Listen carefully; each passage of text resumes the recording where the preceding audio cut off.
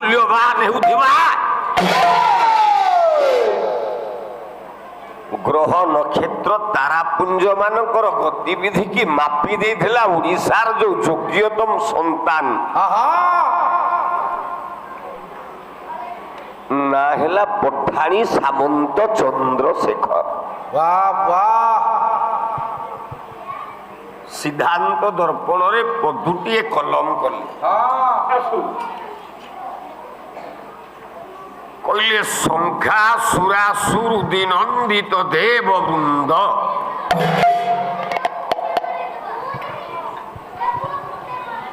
ଶଙ୍ଖା ସୁରାସୁ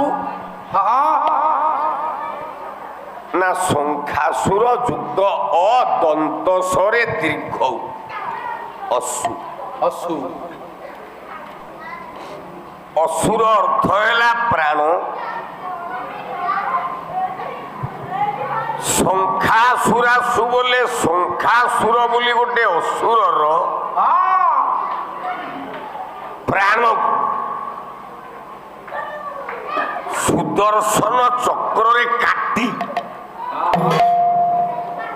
ଯେଉଁ ମହାପ୍ରଭୁ ଦେବବୃନ୍ଦ ଆନନ୍ଦିତ ବୋଲେ ଦେବତା ମାନଙ୍କୁ ଆନନ୍ଦ ଦେଲେ। ଏହା ପୁରାଣ କହୁଛି, ଆମେ ପାଲାବାଲା ମାନେ କହୁଛୁ, କିନ୍ତୁ ୟା ଭିତରେ କିଛି ଗୁପ୍ତ କଥା ରହିଛି। ଗୁପ୍ତ କଥା ଅଛି? କଣ ସେ ଗୁପ୍ତ କଥା? ସ୍କୁଲରେ ପିଲା ଯଦି ଭୁଲ କାମ କରେ ତାହେଲେ ସାର୍ ତାକୁ ଦିଅନ୍ତି ଦଣ୍ଡ। ଆଜିକାଲି ତ ଆଉ ଦଣ୍ଡ ନାହିଁ, ସ୍କୁଲ ହେଇଗଲା ଦଣ୍ଡମୁକ୍ତ ଅଞ୍ଚଳ। ଗାଁରେ ଯୋଉ ଲୋକ ଭୁଲ କରେ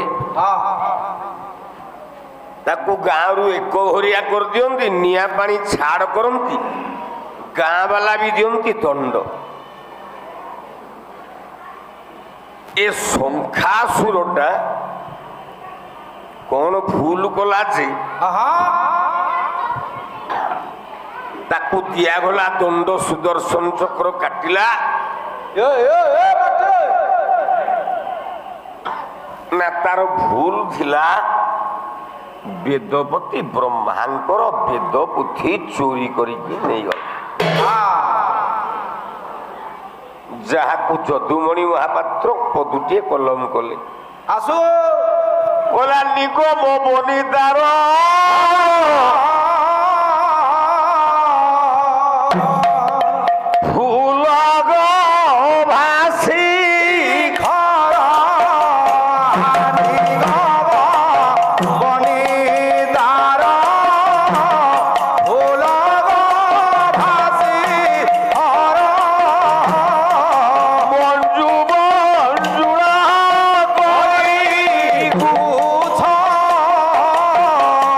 বন্ধু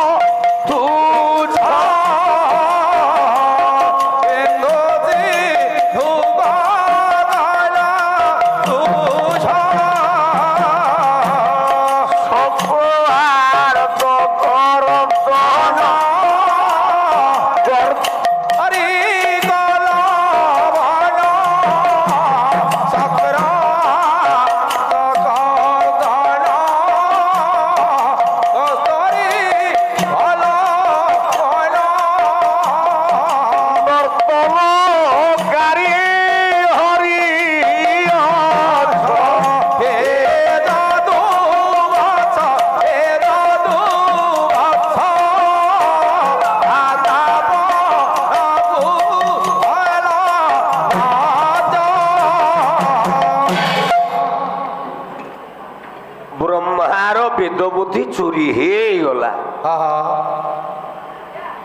ଶଙ୍ଖାସୁର କାହିଁକି ଦଣ୍ଡ ପାଇବ? ଅଶୋକ ଶତଷ୍ଟୁ ତୋର ପରମାୟ ଜୀବିତାରସ୍ତୁ ଆୟୁଷ୍ମାନ ଭବ ଜଗନ୍ନାଥ କଲ୍ୟାଣ କରନ୍ତୁ। ମଙ୍ଗଳ ହଉ ତୋର। 1000 ଟଙ୍କା ଦେଇ ଗଲେ ଆଉ ତୋର କଣ ଗଲା? ଲୁଚେଇକି ଆଉ ଜାଣୁନୁ କି?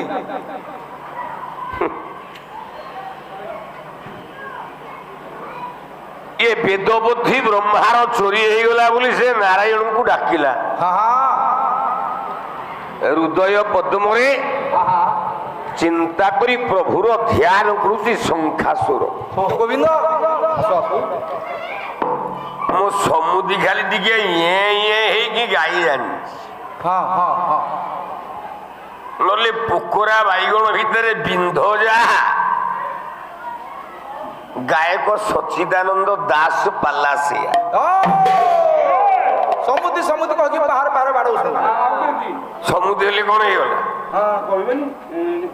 କିରେ ମୁଁ ମୋ ଝିଅକୁ ତାଙ୍କ ପୁଅ ସାଙ୍ଗରେ ବାହାଘର କରିବି, ନିୟମ ହେଇଯାଇଛି, ଆମେ ସମୁଦି ଡକାଡକି ହଉଛୁ।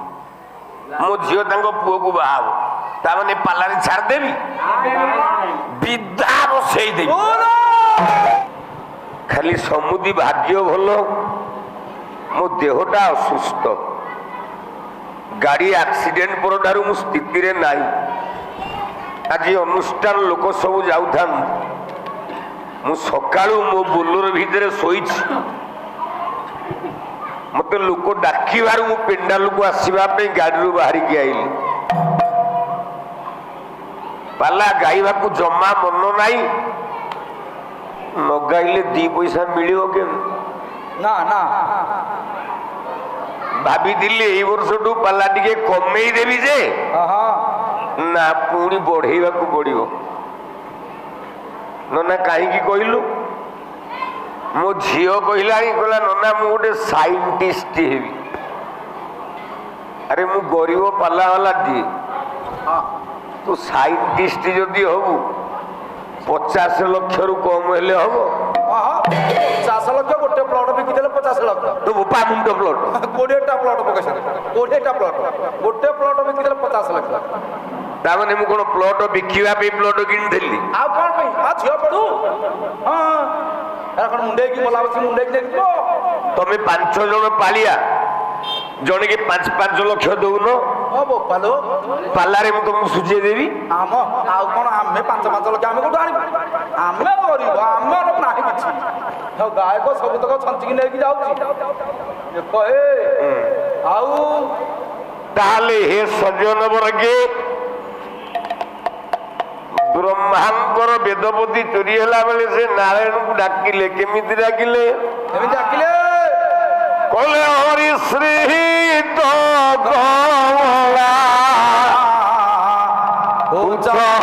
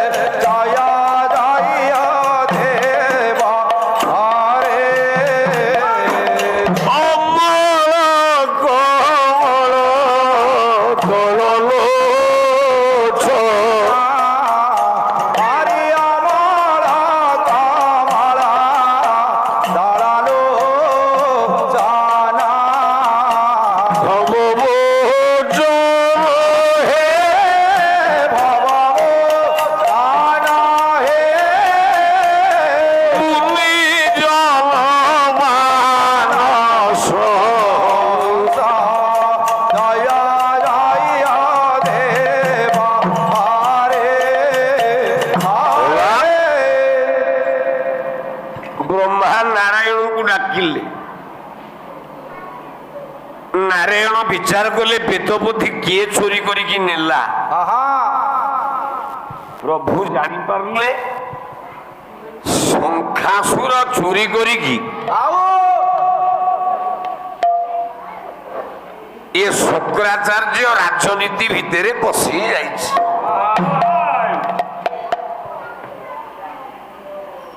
ଯିଏ ଚୋରି ନ କରିବ ସିଏ ରାଜନୀତିଆ ହେଇପାରିବନି। ରାଜନୀତିଆ ହବା ପାଇଁ ହେଲେ ଚୋରି କରିବାକୁ ବାଧ୍ୟ। ଦେଖୁନାହାନ୍ତି କୋଉଠି କୋଉଠି ଭୋଟ ବାକ୍ସ ଚୋରି ହଉଛି। ମତେ ଆମ ଗାଁରେ ଚାଣକ୍ୟ ବୋଲି ଡାକନ୍ତି। ଚାଣକ୍ୟ ସରପଞ୍ଚ ଇଲେକ୍ସନ ହେଲା, ଆମ କ୍ୟାଣ୍ଡିଡେଟ ପିଲେରେ ସରପଞ୍ଚରେ ଠିଆ ହେଲା, ମୁଁ ବାହାରେ ବୁଲିକି ପାଲା ଗାଉଛି। ତା ବିରୋଧରେ ଯିଏ ଠିଆ ହେଇଥିଲା ଭାରି ଗୁଣ୍ଡା, ଇଏ ଆଉ ଟଙ୍କା ଜମା ବାଣ୍ଟି ପାରିଲାନି। ଭୋଟ ଆଉ 3-4 ଦିନ ଅଛି, ମୁଁ ପାଲା ଗାଇ ସାରିକି ଗାଁକୁ ଯାଇଛି। କହିଲା ଆମେ ହାରିବା। ମୁଁ କହିଲି ଅରେ ମୁଁ ତ ତତେ ସମର୍ଥନ କରୁଛି, ହାରିବା କଣ ନା ଯୋଉ ଟଙ୍କା 4-5 ଲକ୍ଷ ଆଣିଛି, ଆୟୁଷ୍ମାନ ଭବ ପ୍ରଭୁ ମଙ୍ଗଳ କରନ୍ତୁ, ଯୋଉ ଟଙ୍କା 4-5 ଲକ୍ଷ ଖର୍ଚ୍ଚ କରିବି ବୋଲି ଭାବିଛି ହେଇପାରୁନି, କାହାକୁ ବାଣ୍ଟି ହଉନି। ମୁଁ କହିଲି ତୁ ଗୋଟେ ପରମ ମୂର୍ଖଟା। ନା ଭାଇନା କଣ କରିବା? ମୁଁ କହିଲି ଗୋଟିଏ ବାଟ କର, ତୁ ପଇସା ବାଣ୍ଟି ପାରୁନୁ ତ, ଯୋଉ ଇଲେକ୍ଟ୍ରି ବିଲ୍ ରିଡିଂ କରିବା ପାଇଁ ଇଲେକ୍ଟ୍ରି ମ୍ୟାନ ଆଉଛନ୍ତି ସେ ତ ଘରେ ଘରେ ବସୁଛନ୍ତି। ସେ 3 ଜଣଙ୍କୁ 10-10 ହଜାର ଆଗ ଦେଇଦେ, ତାଙ୍କ ମନ ଖୁସି ହେଇଯାଉ। ତାପରେ ଟଙ୍କାକୁ ଭାଙ୍ଗିକି ଖା ମେରେ, ଘରେ କେ 2000 ଟଙ୍କା ଲେଖେ ଯୋଉ ଦବାକୁ ଭାବିଛୁ ସେଇମାନଙ୍କୁ ଦବୁ। ଆଉ ସିଏ ଯିବେ ମିଟର ରିଡିଂ କରିବେ, ଗୋଟିଏ ଖାମ ବାହାରି କରିକି ଜଣଙ୍କୁ ଦେବେ। ମନେ ରଖିଥ ଭାଇ, ଶିକ୍ଷିତ ଆଗକୁ ଇଲେକ୍ସନ ଅଛି, ଗୋଟେ ମାଧ୍ୟମ କୁହାଉଛି, ସେଇ ମାଧ୍ୟମରେ ଦବ। ସମସ୍ତେ ଗୋଟିଏ ଗୋଟିଏ ଖାମରେ 2,000 ଟଙ୍କା ଘରେ କେ ଲଗେଇ ଦେଲେ। ଆମ ପାର୍ଟି 650 ଭୋଟରେ ଜିତିଲା।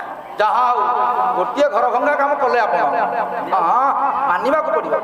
ଏ ଘରେ କଲି ହେ ଘରେ କଲି ଲଗେଇଦେଲେ ଆପଣ, ସିଏ ଗୋଟେ ବାଗରେ ଜିତିଥାନ୍ତା, ଇଏ ଗୋଟେ କୂଟନୀତି ଭର୍ତ୍ତି କଲେ ଆପଣ। ମନ ଦେଇକି ଶୁଣୁଥା,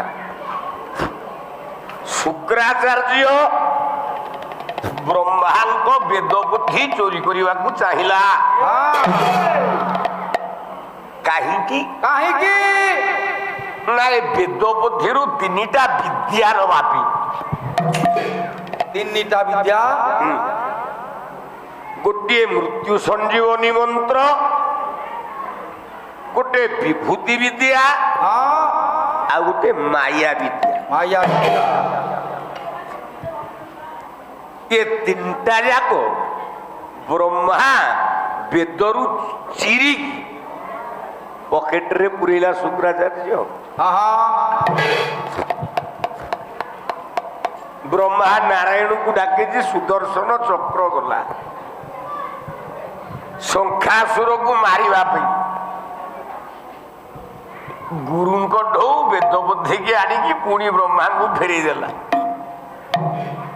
ବ୍ରହ୍ମା ବସିକି ଯେତେବେଳେ ବେଦ ବୁଦ୍ଧିକି ଦେଖିଲେ, କହିଲେ ପ୍ରଭୁ 3ଟା ବିଦ୍ୟା ନାହିଁ। କହିଲା ପୂର୍ବେ ପୂର୍ବ ଦେବ ସମରେ ସର୍ବ ମୋର ବିଶି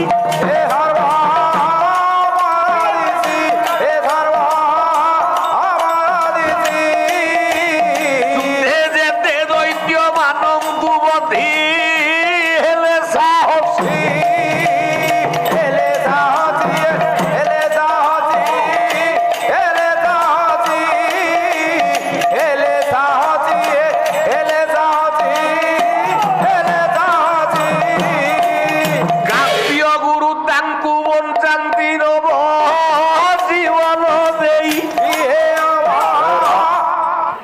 କହିଲା କାବ୍ୟ ଗୁରୁ ତାଙ୍କୁ ବଞ୍ଚାନ୍ତି ନବ ଜୀବନ ଦେଇ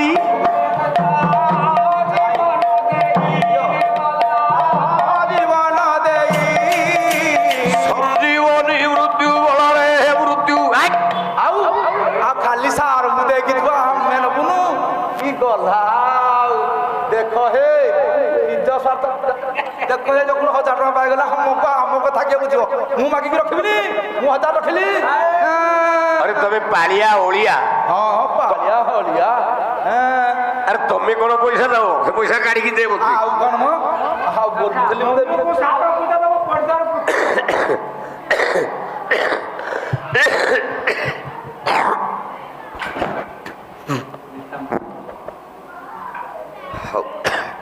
आयुष्मान भव प्रभु मंगल करंतु सर्वारिष्ट शांति हो कला काव्य गुरु ताकू बंचाती नव जीवन देई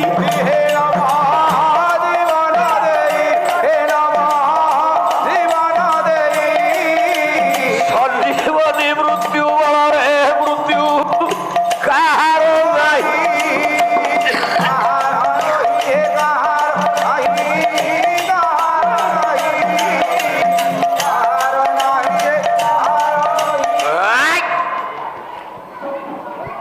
ब्रह्मांक वेदबुद्धि संजीवनी मंत्र को चोरी करिकी शुक्राचार्य नहीं गला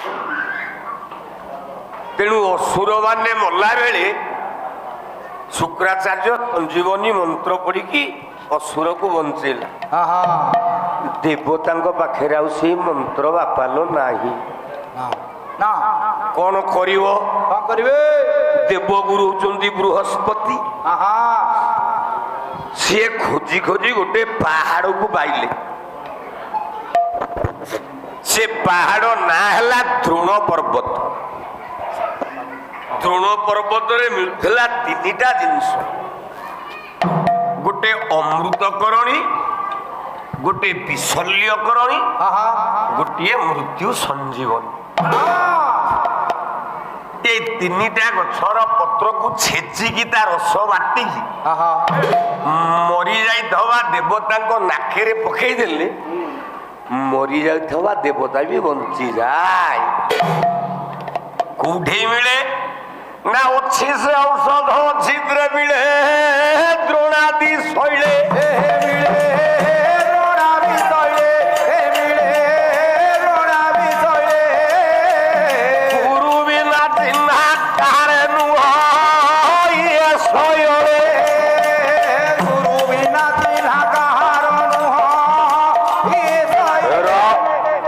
कवि किए এই অঞ্চলর কবি সমুদি तम घर पाखर कवि गाँटी 22 मौजा पाखे जो शंखारी साई नहीं शंखारी साई से शंखारी साई कवि भ्रमरवर राय बहादुर देवता माने एइथिरे बंचुले असुर पंजा शुक्राचार्यर आदेश उपाड़ी फोपाड़े।